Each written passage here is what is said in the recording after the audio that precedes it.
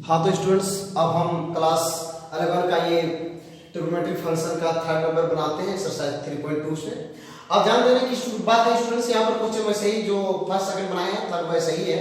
Third में कहता है cot x equal to 3/4 x lies in third quadrant. Third quadrant तो ये हो गया फर्स्ट क्वाड्रेंट, ये हो गया आपका सेकंड क्वाड्रेंट, ये हो गया आपका थर्ड क्वाड्रेंट और ये हो गया फोर्थ क्वाड्रेंट स्टूडेंट्स। तो ध्यान देने की बात है, एंगल कहाँ पे है तो यहाँ पे है। सपोज कि यहाँ से है स्टूडेंट्स, तो यहाँ पे जो दिमाग लगाना पड़ेगा स्टूडेंट्स, सबसे पहले ए ओ ए बी इस ट्रायंगल का नाम दे दीजिए। अब दिक्कत ये है, मतलब यहाँ पे x है, इसको एंगल x को शो कर रहा है, ये एंगल है, एंगल को शो करता है। तो यहाँ से लेकर यहाँ तक और यहाँ से लेकर यहाँ तक सबका एंगल का लगभग एक ही होगा, वैल्यू सिर्फ साइड चेंज होगा, क्या उसका साइड पे। अब मैं फर्स्ट वीडियो पर बता चुका हूँ। अब ध्यान देने की बात ये है कि cot x का वैल्यू 3/4 है, ठीक है। यहाँ पे थोड़ा दिमाग लगाना पड़ेगा स्टूडेंट्स ज्यादा ही, क्योंकि cot x का वैल्यू 3/4 कह रहा है, ये बिल्कुल सही लिखा हुआ है। क्योंकि cot x जो होता है उसका जो वैल्यू होता है फाइनल क्या होता है, पॉजिटिव होता है, पॉजिटिव होता है cot x और tan x का थर्ड क्वाड्रेंट में। लेकिन यहाँ पे ग्राफ पे देखिए अच्छा से, इस कोऑर्डिनेट में ध्यान दीजिएगा कि ये इसका फार्मूला जो होता है क्या होता है, b/p होता है, b/p। तो ये b हो गया और ये हो गया p, किसके लिए, x के लिए। यहाँ पर x एंगल है स्टूडेंट, तो ये हो गया आपका पॉजिटिव नेगेटिव है और ये भी नेगेटिव है। क्योंकि इधर x पॉजिटिव होता है, इधर नेगेटिव होता है, तो ये भी नेगेटिव हुआ और ये भी क्या हुआ, नेगेटिव हुआ।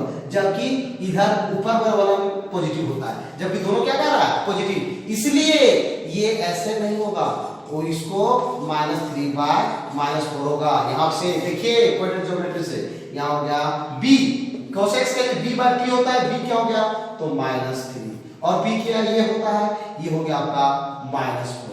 देखिए स्टूडेंट्स, अब आप क्या कर सकते हैं, तो इस प्रकार से आप लिख सकते हैं देयरफॉर ये क्या हो गया, इसको हो गया b/p, b का वैल्यू क्या होगा, b का वैल्यू हो गया -3 वहां पर ध्यान दीजिए, वहां से -3k, और p का वैल्यू हो गया -4k। स्टूडेंट्स ये है आपका h equal to question mark, h that means hypotenuse. तो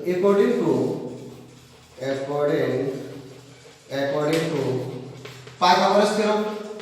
पाइथागोरस थ्योरम से स्टूडेंट्स हम जानते हैं, क्या जानते हैं, hypotenuse square equal to perpendicular square plus base square.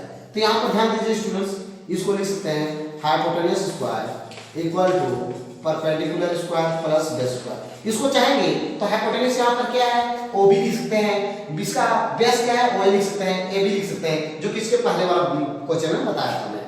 तो यहाँ पर ध्यान दीजिए, हाइपोटेन्यूज स्क्वायर पता नहीं स्टूडेंट, यही निकालना है, फाइंड आउट करना है। p स्क्वायर कितना है -4k whole square plus b square कितना है तो -3k इसका है होल स्क्वायर। अब ध्यान दीजिएगा, -4k स्क्वायर कितना होगा स्टूडेंट्स, 16k स्क्वायर होगा, उसके बाद प्लस क्या होगा, ये 9k स्क्वायर होगा। ध्यान दीजिए स्टूडेंट्स, ये होगा 9 और 16 कितना होता है स्टूडेंट्स, 25k स्क्वायर। लेकिन आपको h स्क्वायर नहीं चाहिए, क्या चाहिए, h का वैल्यू क्या होगा, स्क्वायर रूट 25k स्क्वायर, इसका वैल्यू हो जाएगा स्टूडेंट +-5। ये अब यहाँ पर ध्यान देने की बात है स्टूडेंट्स, ये हाइपोटेन्यूज है और हाइपोटेन्यूज मेरा पॉजिटिव होगा कि नेगेटिव होगा। हाँ तो स्टूडेंट्स ये h का वैल्यू +-5 हुआ, लेकिन यहाँ पे हमको 5 के ये प्लस में होगा कि माइनस होगा, तो हाइपोटेन्यूज इंडिकेटर जो यहाँ पर शो करेगा स्टूडेंट्स, ये घड़ी की सुई की तरह काम करेगा, ठीक है। तो यहाँ पे जो होगा इंडिकेटर हाइपोटेन्यूज क्या होगा, पॉजिटिव होगा, इसलिए हाइपोटेन्यूज का वैल्यू क्या होगा 5k हो गया। अब तीनों चीज पता चल गई स्टूडेंट, PB तो यहाँ पे आप लिख सकते हैं according to question cosec cot x दिया हुआ है और 5 जो चाहिए, तो cot x को छोड़ के सब निकालना है, तो sin x लिख सकते हैं p/h, p का वैल्यू आप लिख सकते हैं, p को हम क्या बोलेंगे, AB बोलेंगे, h को क्या बोलेंगे, OB बोलेंगे। या वैसा कुछ करना नहीं है, यहाँ देख के आप लिख सकते हैं स्टूडेंट्स, p क्या है आपका -4k। उसके बाद h देखिए स्टूडेंट्स, अभी हम लोग लाए हैं, कितना लाए हैं 5k, तो ये हो गया k कैंसिल हो गया, तो इसका वैल्यू हो गया -4/5। उसके बाद है ये cot x हो गया, cos x का जो वैल्यू होगा स्टूडेंट्स b/h होगा, b/h। अब ध्यान देने की बात है, b यहाँ पे देखिए कितना दिया हुआ है, तो b का वैल्यू दिया है -3k बाय h मेरा कितना है, तो h मेरा है 5k, ये के कैंसिल हो गया तो हो गया -3/5। उसी प्रकार से sin cos हो गया। अब ये कोड दिया हुआ है tan चाहिए, tan x इक्वल टू होगा p बाय b। p का वैल्यू देखिए स्टूडेंट्स कितना है, p का वैल्यू -4k और b का वैल्यू कितना है स्टूडेंट्स, b का वैल्यू है -3k, ये कैंसिल हो गया तो इसका वैल्यू हो गया 4/3। आप देखिए भी पता लगा सकते हैं स्टूडेंट्स, चूंकि कोटेक्स का टेरेस क्या होता है, रेसिप्रोकल होता है, ये न्यूमरेटर बन जाता है डिनोमिनेटर और न्यूमरेटर बन जाता है न्यूमरेटर। तो 3 हो गया ऊपर में है, नीचे आ जाएगा, 4 नीचे में है, ऊपर आ जाएगा, यानी कि हम सही बना रहे हैं। अब क्या है sin cos tan, कोड तो यह हो गया sec x, sec क्या होता है, cos का रेसिप्रोकल होता है स्टूडेंट्स, तो h बाय क्या होगा b इक्वल टू h का वैल्यू कितना है स्टूडेंट्स, h का वैल्यू है आपका 5k और b का वैल्यू कितना है -3k। तो इस प्रकार से हो जाएगा स्टूडेंट्स, k कैंसिल हो गया तो का 5/-3, लेकिन नेगेटिव को हम नीचे नहीं लिखते हैं, क्या होगा -5/3 होगा स्टूडेंट्स। तो ध्यान देने की बात यह है कि हाँ, तो स्टूडेंट्स अब लास्ट क्वेश्चन में चलता है sec x के बाद cosec x। cosec क्या होता है, h/p होता है स्टूडेंट्स। h ध्यान दीजिएगा, हाइपोटेन्यूज कितना है, तो हाइपोटेन्यूज हम निकाले हुए थे, वो था 5k था और p का वैल्यू -4k था, -4k। तो ये क्या कैंसिल हो गया, 5/-4 हो गया, लेकिन माइनस नेगेटिव नीचे नहीं लिखते हैं, क्या होगा -5/4। ये हो गया आपका स्टूडेंट्स टोटल 5 आपका कह रहा था ट्रिग्नोमेट्रिक फंक्शन, तो हो गया ये 1 2 3 4 और ये 5, छठा तो ये है। इस प्रकार से मेरा फाइंड आउट हो गया स्टूडेंट्स। अब चलते हैं नेक्स्ट क्वेश्चन की ओर। हाँ, तो स्टूडेंट्स ये आप 4 क्वेश्चन हम देखते हैं। cos x का जो sec x का जो वैल्यू है 30/5 दिया हुआ है ना, यहाँ पे हम लोग देख के भी पता लगा सकते हैं कि कौन सा क्वाड्रेंट में है, चाहे तो फर्स्ट क्वाड्रेंट में होगा या फिर फोर्थ क्वाड्रेंट में होगा, क्योंकि sec x फर्स्ट और फोर्थ में क्या होता है, पॉजिटिव होता है। x lies in fourth quadrant, x जो एंगल है, ये एंगल कौन सा क्वाड्रेंट में मतलब ये लाई कर रहा है, तो फोर्थ क्वाड्रेंट में लाई कर रहा है। स्टूडेंट्स ध्यान दीजिएगा, इस टाइप से हो सकता है, ये x एंगल यहाँ पे, ये क्या होता है sec x क्या होता है, h/b होता है, h/b।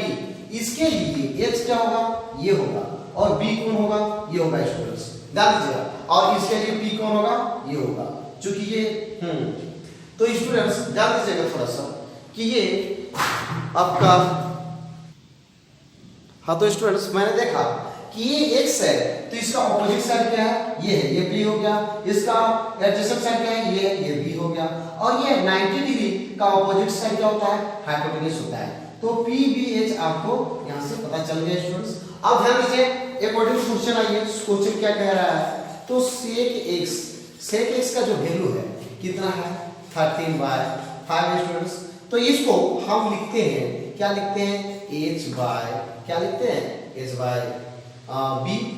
लिखते हैं। तो लिख सकते हैं इस प्रकार से स्टूडेंट्स, h का वैल्यू क्या है, 13 पूछ रहे तो क्या k, b का वैल्यू कितना 5 पूछ रहे तो क्या k, यानी यूनिट देना बहुत जरूरी है, जब नहीं दिया रहे तो अपने से दे देना है k।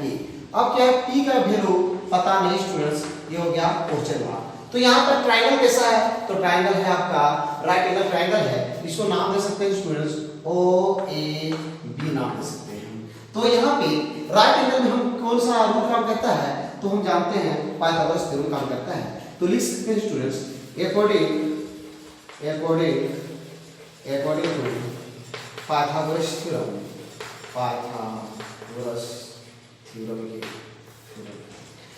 According to Pythagoras theorem देखेंगे स्टूडेंट्स कि हाइपोटेन्यूज स्क्वायर इक्वल टू क्या होता है, perpendicular square plus base square. आप चाहेंगे तो इसका नाम भी दे सकते हैं स्टूडेंट्स, हाइपोटेन्यूज की जगह OB स्क्वायर लिख सकते हैं, परपेंडिकुलर की जगह तो AB स्क्वायर और बेस की जगह में OA स्क्वायर लिख सकते हैं। तो इस तरह हम डायरेक्ट कर सकते हैं स्टूडेंट्स, कोई दिक्कत नहीं है। 13 h की जगह कितना है, 13k, तो 13k होल स्क्वायर हो गया स्टूडेंट्स।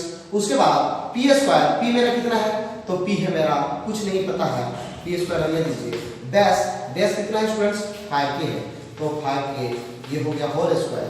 अब क्या है 13 के स्क्वायर होगा 169 के square equal to P square plus 25 के स्क्वायर होगा स्टूडेंट्स। ध्यान दीजिएगा, तो इस प्रकार से हम मेरा क्या होता है कांस्टेंट वाला कांस्टेंट की तरफ और वेरिएबल वाला वेरिएबल की तरफ होता है। तो होगा 169 के स्क्वायर माइनस 25 के square equal to P square. अब सब्ट्रैक्ट कीजिए students, 9 minus 5 equal to 4, 6 minus 2 equal to 4 equal to इतना के स्क्वायर इक्वल टू हो गया T square. That means you got P square equal to 144 क्या के स्क्वायर। लेकिन हमको पी स्क्वायर नहीं चाहिए स्टूडेंट, हमको चाहिए पी, वैल्यू ऑफ पी। सो 144 के square equal two plus minus 12 के, चूंकि प्लस 12 के होल स्क्वायर भी करेंगे तो इतना ही आएगा, माइनस 12 के होल स्क्वायर भी करेंगे तो कितना आएगा, इतना आएगा। और ये पावर 2 शो करता है इसका कितने मतलब वैल्यू होंगे, तो 2 वैल्यू होंगे। तो यहाँ पे ध्यान देने की जरूरत है स्टूडेंट्स कि प्लस माइनस 12 के आ गया तो प्लस वाला होगा कि माइनस वाला होगा, इसको ध्यान देना है स्टूडेंट्स। हाँ तो स्टूडेंट्स ध्यान दीजिएगा, ये प्लस माइनस 12 के हो गया, लेकिन ये कहाँ पे प्लस 12 लेंगे कि माइनस लेंगे, तो ये ध्यान देना है। तो लिखेंगे सिंस x लाइज इन कौन सा क्वाड्रेंट में है, तो लाइज इन फोर्थ क्वाड्रेंट में लाइज कर रहा है x। तो ध्यान देने की बात है स्टूडेंट्स, ऐसी स्थिति में ये के p जो होगा ये क्या है, ऊपर में है कि नीचे में है, तो ये नीचे में है, तो क्या होगा ये माइनस हो जाएगा, माइनस 12 के हो जाएगा स्टूडेंट्स। देयरफॉर ये p का जो वैल्यू होगा माइनस 12 के हो गया। और अब कह सकते हैं स्टूडेंट्स यहाँ पे कि h का वैल्यू क्या है 13 के हो गया, b का वैल्यू क्या है, तो ये आपका 5 के हो गया। अब अकॉर्डिंग क्वेश्चन हम बात करेंगे स्टूडेंट्स, तो बारी बारी तक सब निकाल सकते हैं। sin x पर चाहिए, sin x का वैल्यू क्या होता है p by h, p by h, p का वैल्यू कितना है स्टूडेंट्स माइनस 12 के बाय h मेरा कितना है स्टूडेंट्स, h में मेरा h यहाँ पर ध्यान दीजिए h कितना है 13 के, तो यहाँ पे वैल्यू हो गया आपका k के कट गया माइनस 12 बाय 13। उसी प्रकार स्टूडेंट्स cos x का जो वैल्यू है, cos x का क्या होगा b by h होगा, और b का वैल्यू कितना। हाँ स्टूडेंट्स, तो आप कह सकते हैं cos x क्या होता है b by h होता है, b by h होता है, b by h। b का वैल्यू देखिए स्टूडेंट्स कितना है यहाँ पे, इसके लिए b कौन होगा, ये होगा, तो ये 5 के, और h कितना हो गया, तो 13 के हो जाएगा, 13 के, ये वैल्यू क्या हो गया 5 by 13। थोड़ा सा कॉमन सेंस लगा सकते हैं स्टूडेंट, sec x का रेस्पोंड होता है cos x, तो ये 13 by 5 है, तो ये 5 by 13, यानी कि मेरा जो आंसर है वो सही है। अब है tan x, tan x का वैल्यू क्या होता है p by v, और p का वैल्यू देखिए स्टूडेंट्स कितना है, p का वैल्यू है माइनस 12 के, और b का वैल्यू देखिए, b का वैल्यू कितना है, तो b का वैल्यू यहाँ पे है 5 के, ये कैंसिल हो गया, इसका वैल्यू है माइनस 12 by 5, ये हो गया आंसर। इस प्रकार से स्टूडेंट्स अब और भी 2 मेरा बचा हुआ है उस। हाँ स्टूडेंट्स, तो कोटेक्स का जो वैल्यू होता है b by p होता है, b by p होता है, तो b का वैल्यू है स्टूडेंट्स वहां पर ध्यान दीजिए कितना होगा 5 के, और p का वैल्यू कितना है, तो p का वैल्यू है आपका माइनस 12 के, ये कैंसिल होगा स्टूडेंट्स, तो जगह 5 by 5 क्या होगा माइनस 12, लेकिन नीचे नेगेटिव हम नहीं लिखते स्टूडेंट्स, सिंपलेस्ट फॉर्म में माइनस 12 बाय क्या होगा 5 होगा, ये मेरा आंसर हो जाएगा। फिर ये साइन हो गया cos 10 कोट, अब क्या बच गया कोसेक बच गया, कोसेक x, कोसेक क्या होता है h by t, that means reciprocal of sin x होता है। तो स्टूडेंट्स ये h मेरा कितना है, तो इस ध्यान देने की बात है, आप ध्यान दीजिए कितना है 13 के, और ये p परपेंडिकुलर मेरा कितना है, इस एंगल के लिए परपेंडिकुलर है मेरा माइनस 12 के, तो इस तरह से ये हो गया 13 बाय माइनस 12, लेकिन नेगेटिव हम नीचे नहीं लिखते हैं, क्या होगा माइनस 13 बाय 12। आप चेक कर सकते हैं स्टूडेंट्स, कोसेक क्या होता है साइन का रेसिप्रोकल होता है, माइनस 13 बाय 12 है, ये 12 बाय 13 है माइनस में, इसका मतलब ये मेरा सही है स्टूडेंट्स।